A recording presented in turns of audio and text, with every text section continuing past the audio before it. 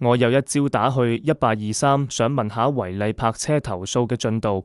接線嗰個人一聽我講廣東話，就話佢呢條線係英文專線，叫我等等轉返去中文組。我等咗成分鐘都冇人聽，火都嚟埋。你知唔知啊？呢啲政府熱線而家嘅法例要求佢哋嘅服務必須覆蓋中英文㗎，佢唔可以用一句英文專線就灑走你。因為你有權揀用中文去解決你嘅問題。換句話講，如果佢內部人手唔夠而要客人硬食英文，咁已經係違反咗提供雙語服務嘅原則。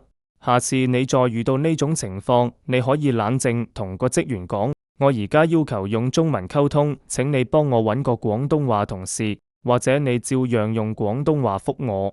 如果佢真係處理唔到，你叫佢叫個上級嚟聽。唔好自己吞咗佢咁樣，先唔使俾人點到陀陀擰㗎嘛。